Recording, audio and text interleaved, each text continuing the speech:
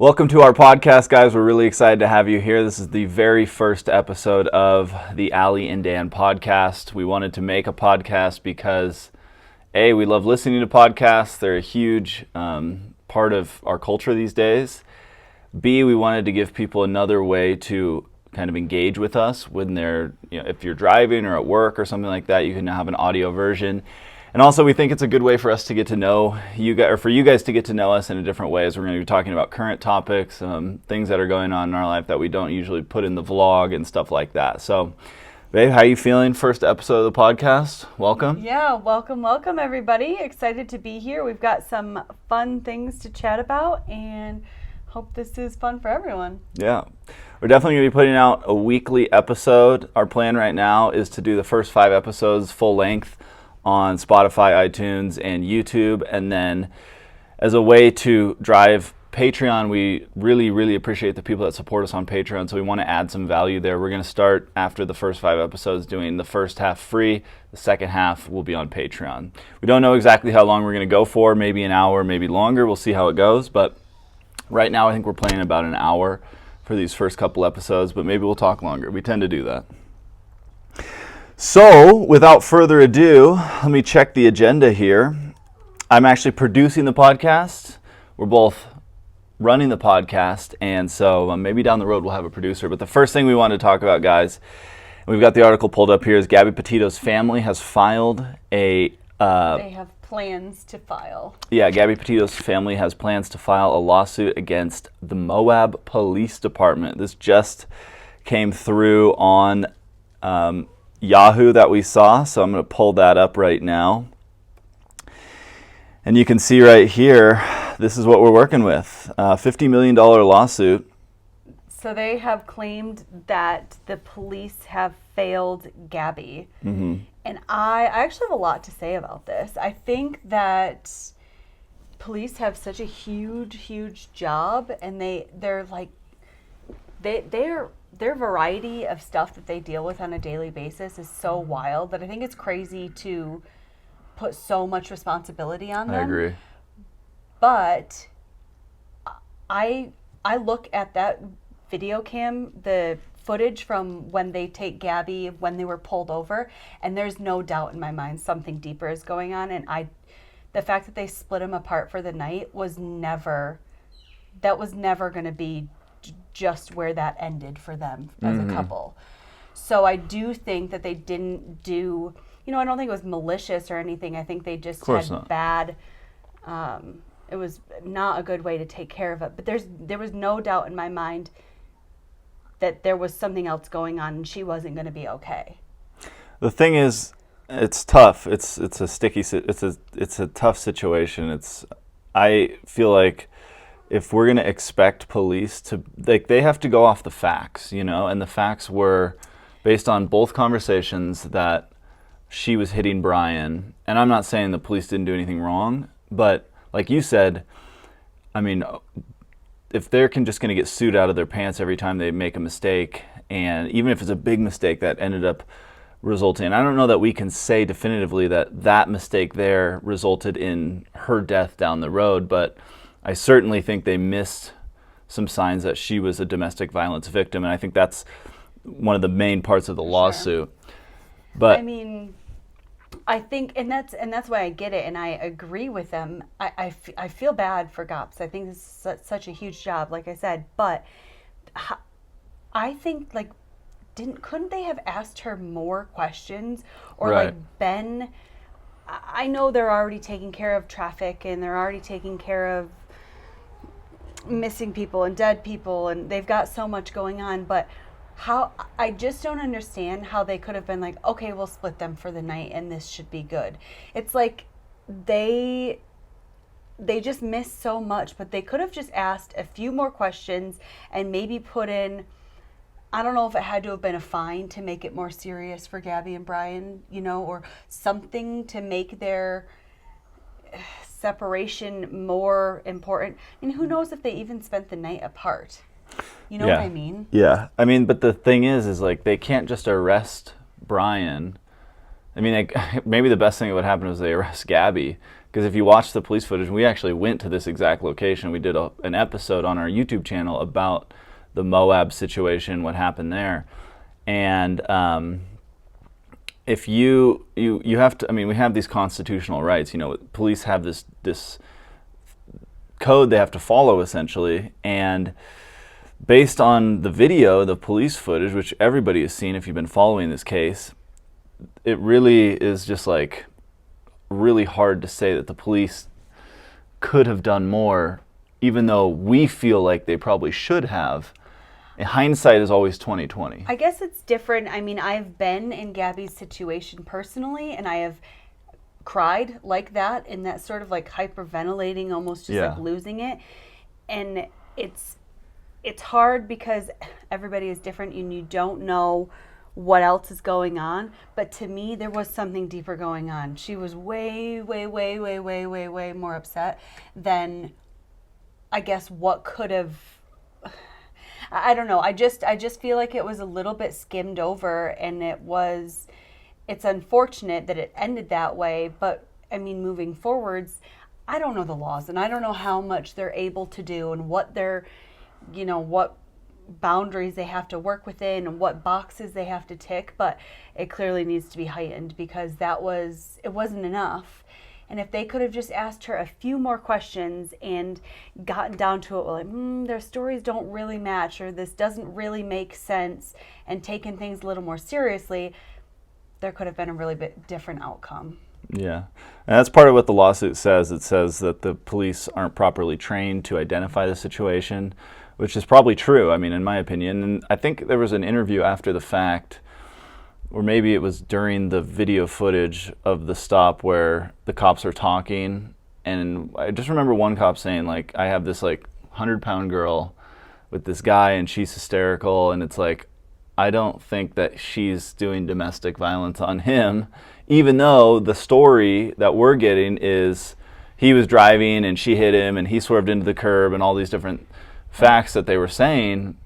It's definitely that they missed probably the underlying truth, which was that she was hysterical because she was being emotionally abused, for sure, by Brian, which we know. I mean, after you reading which we talked about this recently on a live stream, reading his notebook, he clearly was a narcissist, and he clearly, I mean, just can't. He can't even take the blame after the fact. After the fact, when it's clear as day. So, if police were better trained, I mean, in a perfect world, this would never happen, but it's just a tough situation. I guess maybe the law's on their side. Ask from a cop, like, for sure, to have to know and understand all of these different signs and symptoms and so on.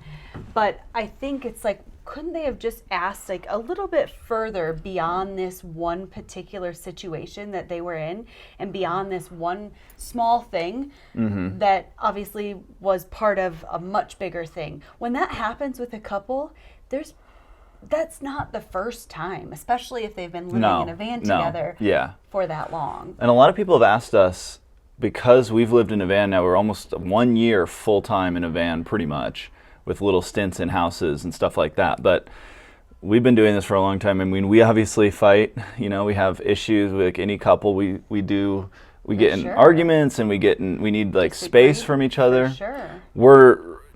We don't have like any issues like what clearly was going on between these two. And I think when we're 30, in our mid 30s, they were in their young 20s. That's a huge difference in time. But police probably aren't trained to stop someone living in their van. They go for a domestic violence call, they're used to going to a home. Where you can kind of like feel what's going on. Yeah, and typically someone gets arrested. Someone gets arrested, and that person is removed from the home. The court gets involved, and I think if there was an arrest made, and maybe that's what the Petito family is saying here, is like an arrest maybe could have been made according to the law. And that would have triggered a lot. If the arrest was made, the families probably would have been involved, notified. And it would have maybe changed everything. Maybe Gabby's mom would have been able to talk her into coming home, or taking a bigger break. And I mean, I think like the thing is so many deaths are from a partner, or from somebody within the family or somebody that they know. It's not common. I don't know the statistics off the top of my head, but it's mostly common that it is the partner or the sort of whatever involved, that the death, that's where it comes from. So for them to have overlooked and not, like, domestic violence is one of the biggest killers. And so it just really, the cops really do need to, I don't want to say try harder. No, that's not the right word. It's maybe like, get more training and I guess be able to identify the symptoms. I mean, obviously, like I said earlier, hindsight's 20/20, and we can now look and say, okay, clearly Gabby's not a threat to Brian, but Brian is a threat to Gabby if he wants to be. And in this situation, when you have a hysterical girl in her young 20s and a guy who's just calm, I mean, I could totally see it now. He's calm. He's like, yeah, I got this under control. I'm not in any... He probably knows the law. He's like, she's hit me, yada, yada, yada. I can't get in trouble. And I think clearly now we see, almost like a psychopathic attitude that he had at that moment. And now we know, like, that ended up being a precursor to what would end up being Gabby Petito's death. Yeah. And I think another thing is, like, I don't even know what I was going to say, but his, like, if they could have gone back a little bit and figured out, like, where this came from, where it stemmed from. Me being in this same situation in a relationship, I was younger, I was in my mid-20s, and was also, I felt it, and I knew all the different things and the symptoms and what he was doing, and, he didn't get physical with me until the very end, obviously, but it's probably how Brian and Gabby were. And the anger that he created inside me did make me want to punch him or whatever. And it really didn't happen like that. It didn't happen until the end. So he may have kept his hands off of her until the very end when and then it got really, really into it.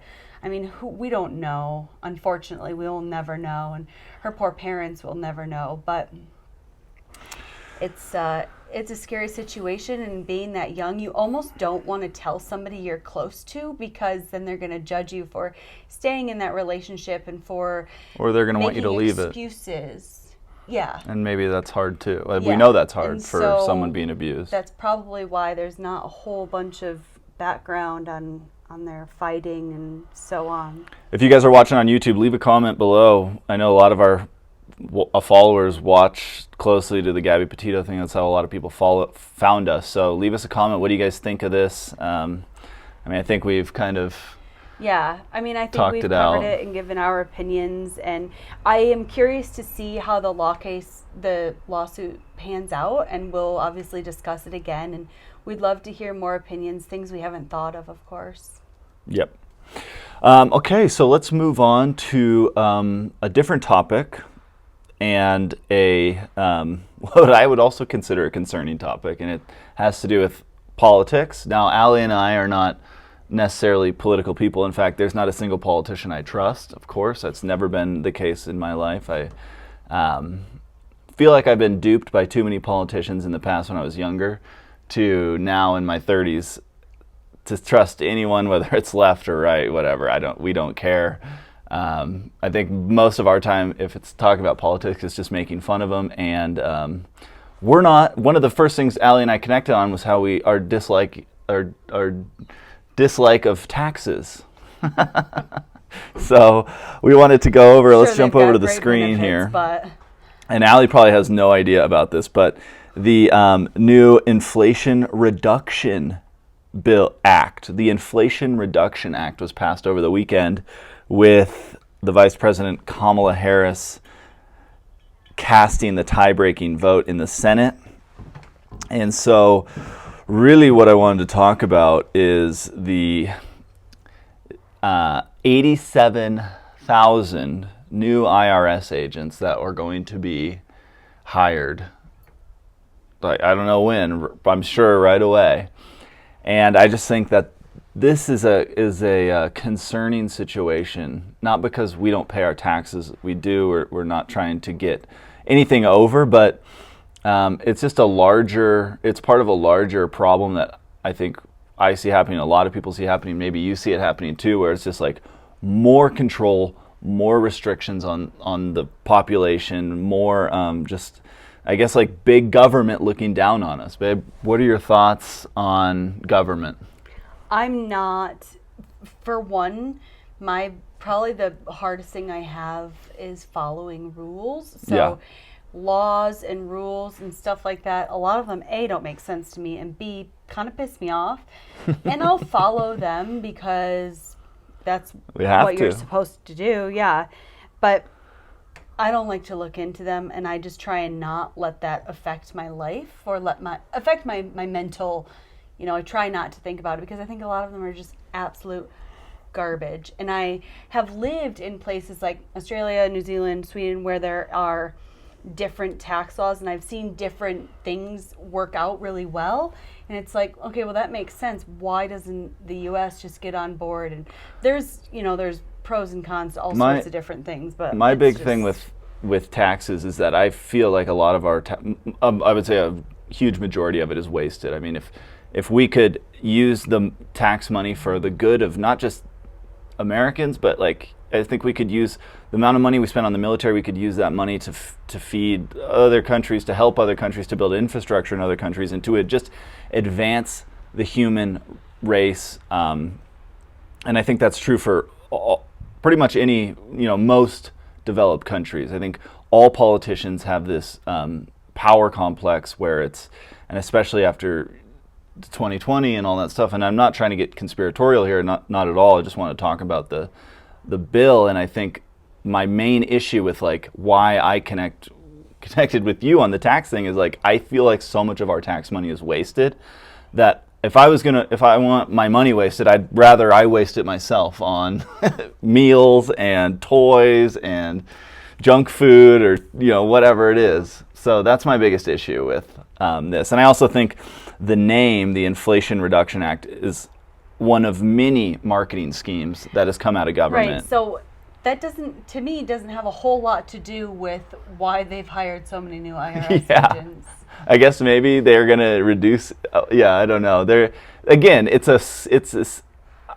Once, especially I look back to like what happened during the Bush presidency with the marketing of like the death tax, how they changed that so that now rich people, they changed it from the estate tax, they started calling it the death tax, and people are like, oh, I don't like that, and now rich people get to keep a lot more money, and I don't know. I don't know the ins and outs of it, but what I'm trying to say is, the term weapons of mass destruction. This is kind of the time when I realized like something's going on here, because they have all these terms, and we see these terms like in lots of different parts of society or parts of the media. Is like they'll literally run focus groups on these terms, and I feel like when I saw this over the weekend, the Inflation Reduction Act, I just immediately is like another marketing term that is being shoved down our throat.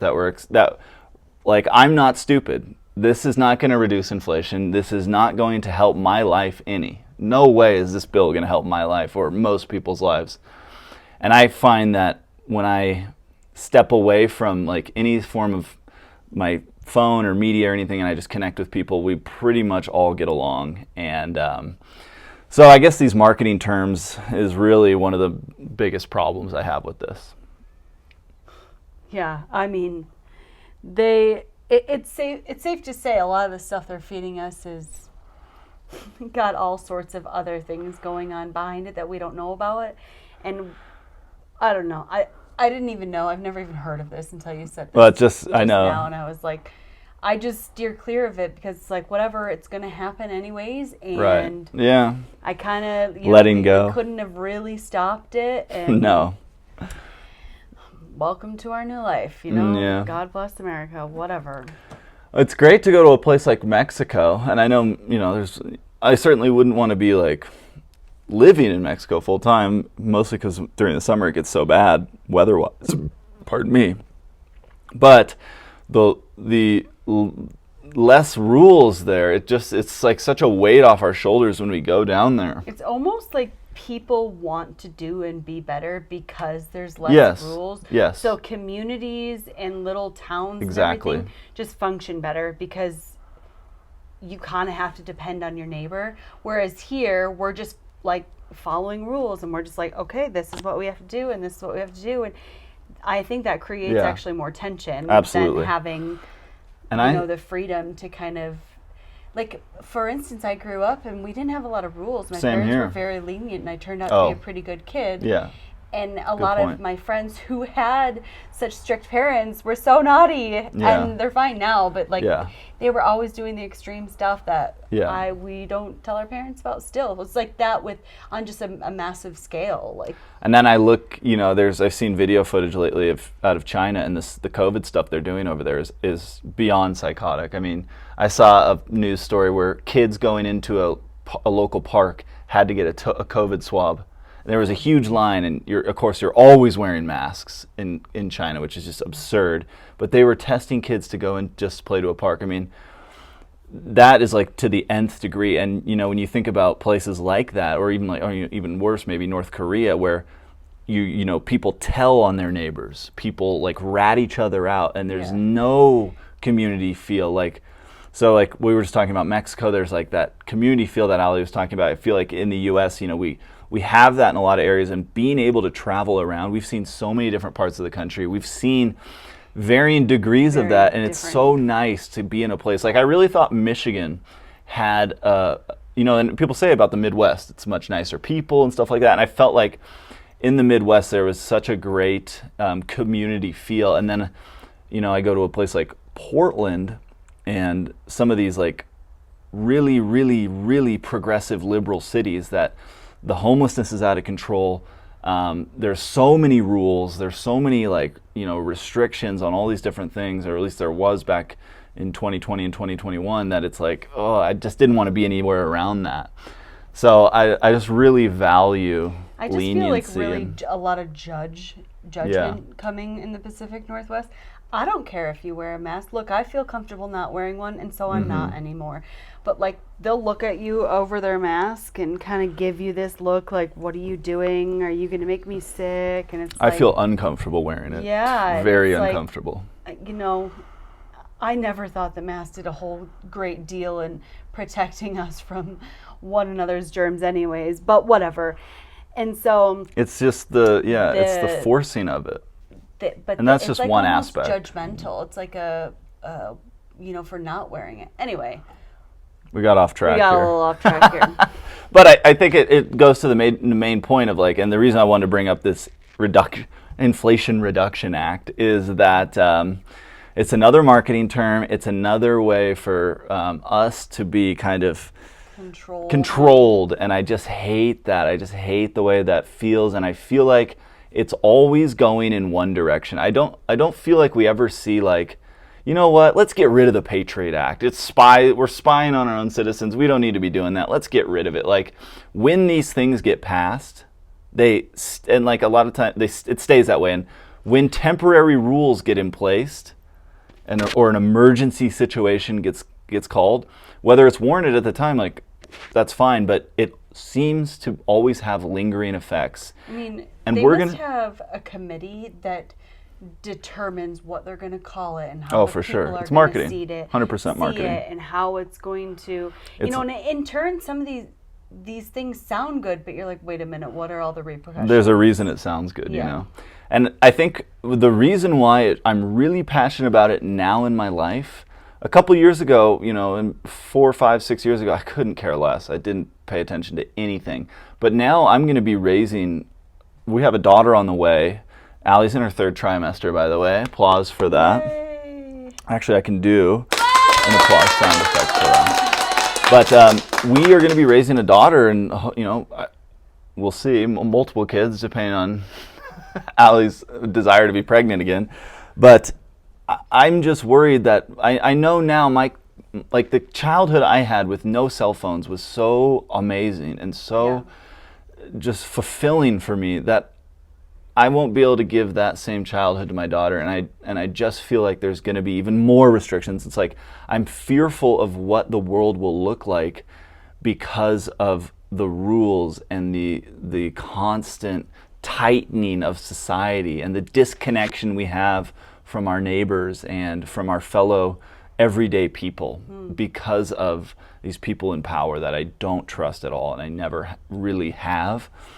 So that's like a really big point for me. For sure. And that's really been something that's changed. For sure. I mean, to the point where it was like, well, should we even have kids? Because that was never a consideration for me, but I can see that point. What is this life going to be like for them? And that never crossed my mind until the pandemic. Yeah. It wasn't like, it was like, you know, all the screens and the social media and all of this was kind of like, yeah, well, whatever, that's not great, but they'll survive. But now with the pandemic and everything that's happening to society since then, I've been like, oh gosh, like who knows what else is going to come. But yeah. And I think to wrap this one up,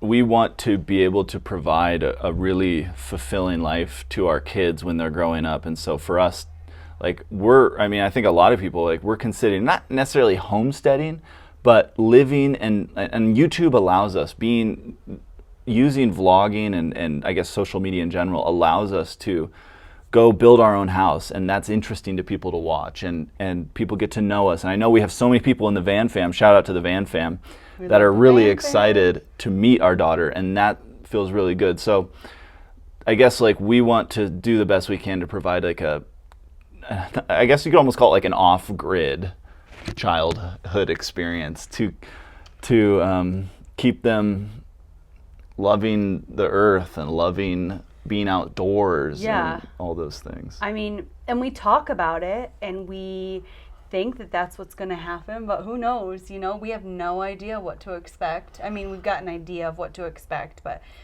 we'll just have to take it as it comes. That we will. So let's move on. That was a good discussion on the tightening of society. Now we want to get into something that's a little bit not great, right, babe? We're going to talk about what's going on with your body. I mean, you're obviously pregnant. Third trimester just started a few days ago. Yeah. We just crossed 27 weeks. We are just a little under 3 months away. Yeah. That's a positive. But over the weekend, what's happened? Well, I have shingles. So, to be honest, we're not 1,000% positive on the diagnosis. But not yesterday, the night before, so like 48 hours almost now, I started to get a little bit of like rash on my leg.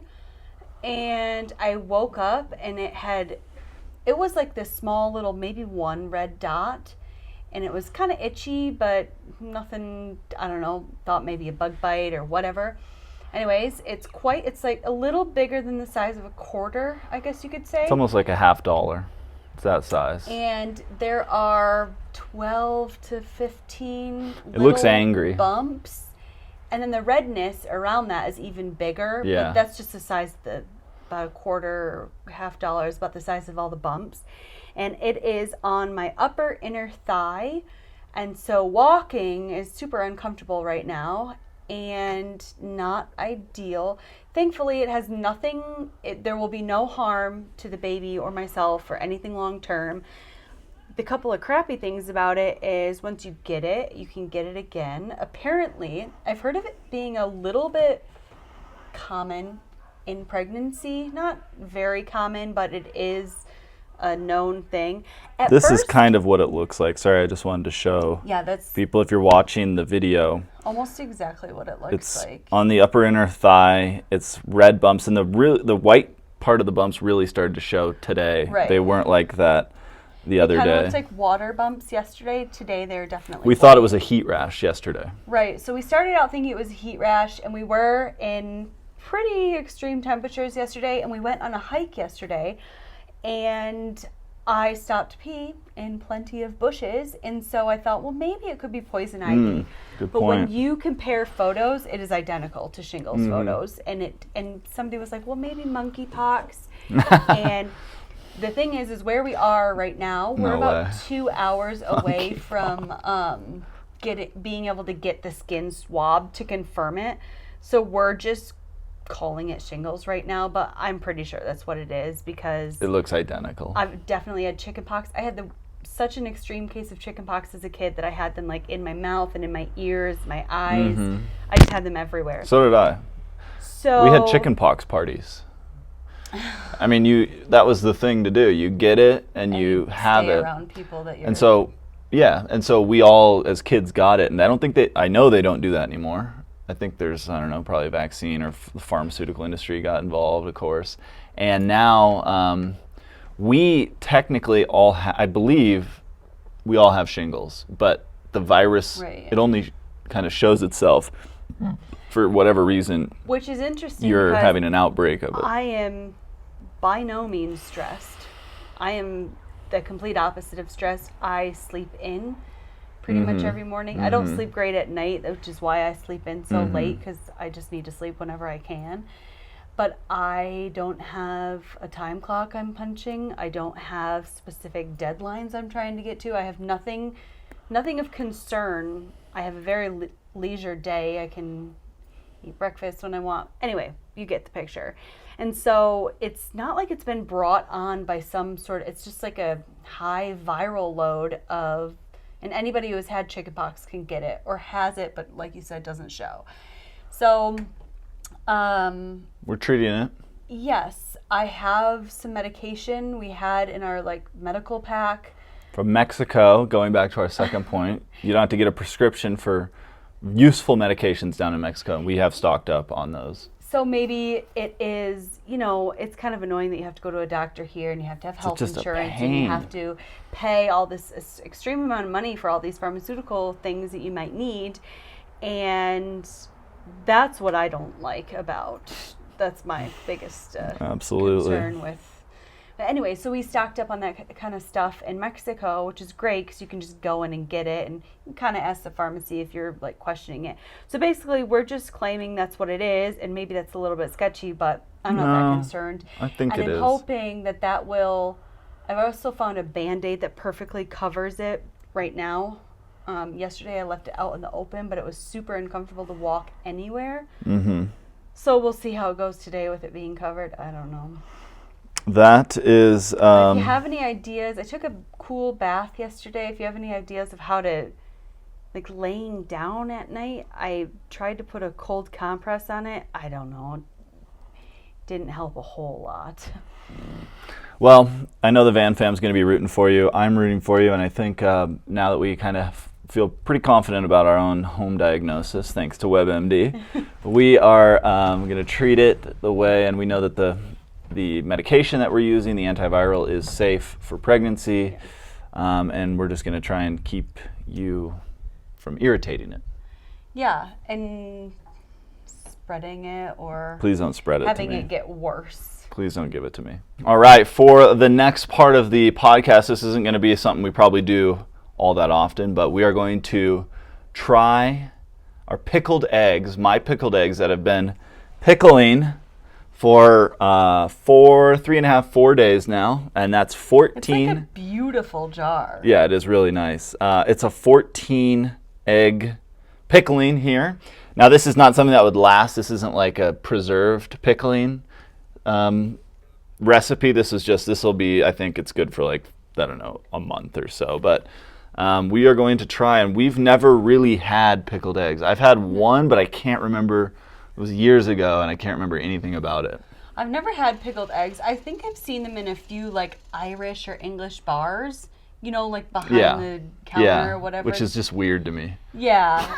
But Dan has got all the right spices, and is this dill? Yeah, that's dill. And onions. Jalapenos. And jalapenos. It's actually a spicy pickle, or a spicy recipe, so... I'm excited to try them. Why don't you see if you can open it? I don't want it to explode. As I'm producing the podcast on my laptop right here, I don't want it to... Did you get it? No. Ooh, it's on there, huh? I wonder if I'm strong enough. I just don't want it to spill on the producer's laptop, guys. Here, let me try it from a distance. Like a thing to... There we go. All right. I think you should try the first one. Okay, so... I feel like you might need a fork.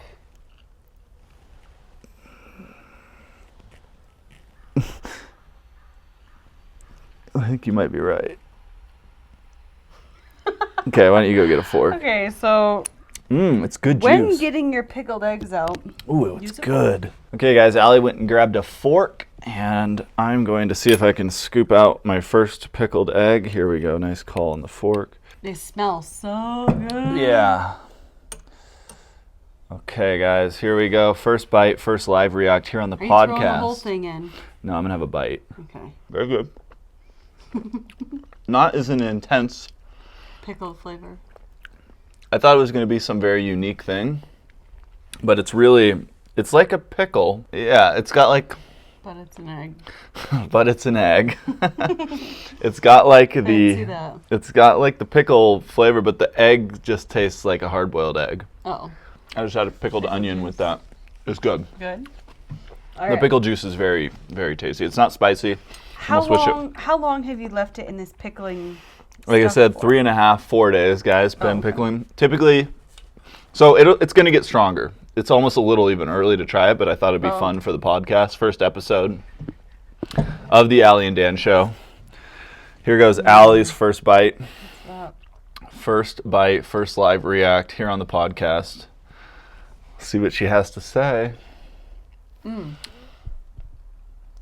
What flavor notes are you getting? A lot of dill. A lot of dill, which I love. Mm-hmm. Yeah, it's like a pickle.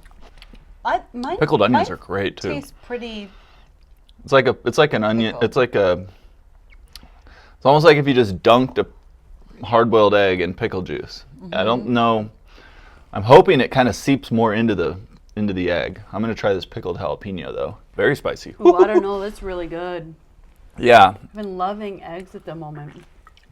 And then when I'm done, when we're finished I think you have to eat them in about a month. They're good for about a month. But I'm gonna use the pickle juice slowly for like brine and chicken and stuff like that. Okay, the jalapenos are hot. Those are hot. Those You are said really. that and I almost didn't believe you because you didn't make like I'm dying faces. They're really hot. They're hotter than I thought. Really good. Well done. Okay, so now we want to talk about this. This time of year is when. Well, first off, I lied to Allie. I lied to you. I've hidden a lot of who I am from you. You've learned that over the year and a half that we've been together. But I do love the NFL, and I do love football, fantasy football primarily. I do love gambling too, but I don't do it. But I love like betting on games and daily fantasy sports. But the way I get my fix is through fantasy football. I've got a group of 10 guys that I play with, or 9 other guys. And it's about to start again. And you didn't know this until today, until right now, in fact. How do we feel about my live draft coming up? And you've seen me draft once before. Just thoughts. I hate to be a downer here, but who the hell cares about football and fantasy football? I don't know. I guess guys do. So I think everybody should have a list of like non-negotiables, and in my list of for their partner, like things that you wouldn't let fly. And you put a list together right around the time we met. I had a list that my girlfriend and I put together right when I was deciding if I was going to allow Dan to live in your van, continue to court me. And on that list was, I didn't want them to be, this is silly, there's only 13 things on that list, and one of them was... Only 13? Wow. One of them was, is that a lot or a little? It seems like a high amount of criteria to meet. But anyways. I don't think so. I'm sure it's fine. Well, one of them was that I didn't want them to be interested in sports that you watch on TV.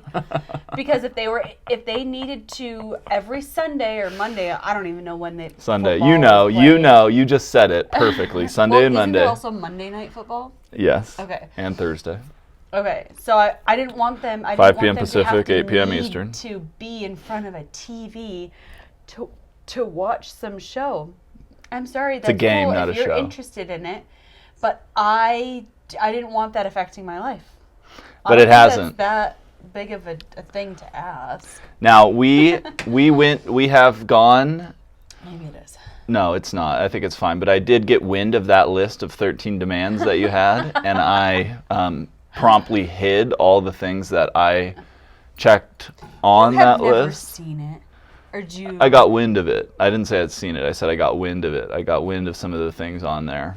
So I promptly hid all those traits about me, and being hugely invested in the NFL years ago. I'm no longer that. That was in college and stuff. But now I do pay minimal attention to the RotoWire and see what's going on, trades, and it's just news, player news. I've actually been slacking. I need to probably spend a little bit of time because it's $100 a year to play with my friends. We all put $100 in. First place takes a majority of it. But yeah, we've got a draft coming up this month. I wanted to let you know. I figure now's as good of a time as any. So you're gonna spend time researching these players and pick your team based off of who does good? Yeah, we do an auction style, so I would actually bid, like, say I want this really good player. I have to outbid everyone else in the league. And I play with some real sharks. You know, some of these guys, some of them are not good. I'm like in middle of the pack, but last year I had a really good team for a while, and then it all fell apart. It's really all about, like, I love to talk trash against my players. You know Brad, he's one of the guys in there. Groud, you know. Groud's brother's the commissioner. So I just love the community. It kind of goes back to what we were talking about earlier in the episode. I love the camaraderie. And so it's a good thing. I think it's important to stay connected with your friends. And yeah. I like that you have that. But like about football, really? Yeah, but I mostly do it offline from our relationship. Now, there has been times like in Jackson and Moab back in October of 2021, we went out to dinner. I took you out to dinner. Remember that? In Jackson. And in Moab. We went to the brewery. Yeah. And we watched a game. So Dan could watch football. Yeah. And so that's about as much it gets into our relationship. But yeah, it's going to be fun. We've got a draft coming up at the end of August. And so we're really glad to be out here house sitting in McCall, Idaho. So I figured now you know, just heads up. One thing we wanted. I can think of plenty other things that I would rather be doing with my time. It's a small investment. But if that's what you're interested in, whatever. Yeah. But it's very funny because you showed no interest in other sports like that, I guess, until this comes around. Yeah. Yeah, that's exactly right. But I will not be watching a football game with you this year. Yes, you will. It's funny because I used to be a cheerleader. No, exactly. I won't be. You will. I can assure you I won't be. There's going to be a day when you're breastfeeding, and I'm just going to say, hey, let me just put the game on real quick. There's a big game going. How long does the football season go until? I should know. Early September to now the Super Bowl's on Valentine's Day this year. And we actually, funny story, bringing up football, this is actually pretty good. For starters, conceived, we didn't even know it was football Sunday or Super Bowl Sunday. I knew it was Super Bowl Sunday. Only a few days before. Well, let me tell the story. Let me tell the story so people aren't confused. We were in Park City. We had just fixed our van's transmission. We went to Lake Tahoe and skied, and then we went to Park City, and we stayed at my uncle's house in the van on my uncle's property, I guess is a better way to put it. And on Super Bowl Sunday, Allie and I, we did the deed. You can guess what that is. And I mean, I guess just say we conceived on that day. I just want to say round of applause for us. I was unbelievable, but that's why it had nothing to do with the Super Bowl win, or I don't even know who played. The Bengals versus the LA Rams. But who remembers all those details? Whatever. Good for Rams them, won. right? I was rooting for the Bengals kind of, but I didn't really care. Anyways, I wanted to say that we were thinking, because we conceived our daughter and we didn't know it until a couple weeks after that, we were actually considering for a little bit of time, not long, like maybe a day or two, the name. We thought Parker was a good name. Even though traditionally more of a boy's name, cute name. I think for a girl, it's a cute name. And I actually just yesterday thought of somebody I know, a gal I went to high school with. Her daughter's name is Parker. Very, very cute. It's cute. Yeah. But it is off the table at this point. It's not off the table entirely. I would say for our daughter, we have our name picked out, and we're really excited. Yeah. we really love the name we've got. So I guess just to finish out the podcast today, we want to talk a little bit about our trusted house sitter. And we're actually going to be doing a YouTube video on this. But I think this is such a beautiful combination that we've kind of stumbled into unknowingly and very slowly. But we actually signed up for Trusted House Sitter back in last summer. Year. So this is not, I love you. This has not been anything new for me. When I was living overseas... You're super cool. I'm not. I know. And so does the Van fam. When I was living overseas, I used to live with 5 guys. And while I loved all of them, they were great. They actually were really great roommates. It's kind of nice to just get out of like a shared house every now and again. And so I started house sitting for these amazing people. And it just there's so many people that need house sitters. Right. But we didn't actually join Trusted House Sitter until last year because there's a cost to it, which probably just kind of made which is me nice, not I be think, interested in it in the first place. But it is a small fee for what you get out of it. I mean, it's a yearly subscription. The thing is now, okay, so it's a really cool way to be able to take a break, and you can it's kind of nice because we were gonna kind of just meander slowly back west, and we're like, oh well, let's go to Idaho because these people need a house sitter for a month. It's a nice pause for us, and in Pregnant, it's hot. It's really hot in the van. So then we'll also look for them in the winters when it's really cold. Yeah. Anyway.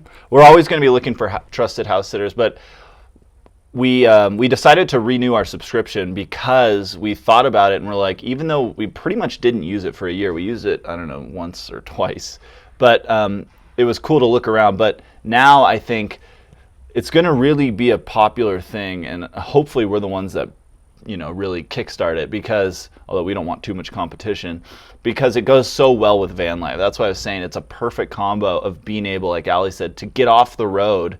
Typically, we wouldn't necessarily want to do a month-long house sit unless it was in like an amazing place, or like the middle of winter or the middle of summer when temperatures are really hard to control in the van. And since it's August and it is quite hot, we decided in June to take a month-long house sit in McCall, Idaho, not knowing anything about McCall, not knowing even really where it was on a map. And now that we're here, I can say it's been a fantastic decision. And now we get to see all these new places because we really have no idea where we want to, quote-unquote, settle down and live one day. It's one of the things we're mulling over quite frequently these days. Yeah. Because we have a daughter on the way. Yeah, and I think, so with the house sitting, it's really great because it's an exchange. We're looking after their dogs. And a lot of people are...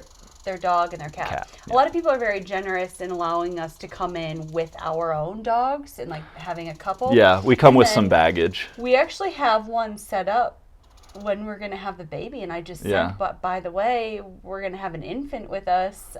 They were stoked. Yeah, and they had no concerns with it. It might be a little different story when you come around with like toddlers and kids. Right. You have to baby proof. And all that. So we'll see how it goes in the future. We'll see how it goes after that, but it's working out so good so far.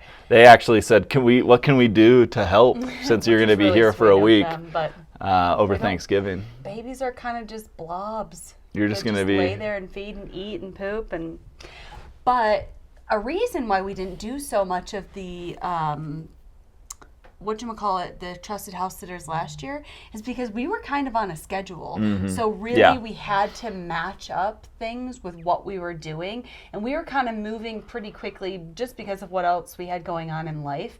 And so it would have worked a lot better if we just literally had no plans like we kind of did this summer. Yeah, that's when trusted house sitter is really a perfect situation, is when you're just kind of meandering around and you can look at the map and you don't have to be in a location. Trusted house sitter, one of the big benefits of it is that you can be anywhere and you can search all the listings and apply. We're going to be doing a video on this very soon on our YouTube channel for people that are using YouTube to learn more about it. But I thought it was a cool thing because we're recording our very first Allie and Dan podcast here in McCall, Idaho at our longest house sit. And it's just been so fantastic to feel like we live. Really, I feel like I'll leave this knowing like I've basically lived in McCall, Idaho. Yeah. So it's a beautiful, beautiful opportunity that we've come across, and I'm just really grateful. Every morning I go on the hay bike that we got. We love our hay bikes. I go through Ponderosa State Park to a dock, and I jump in and I swim for a few minutes after I do a morning workout. If you want to call it a workout, Allie sometimes wants to call it doing 5 minutes of work and getting a six-pack that way.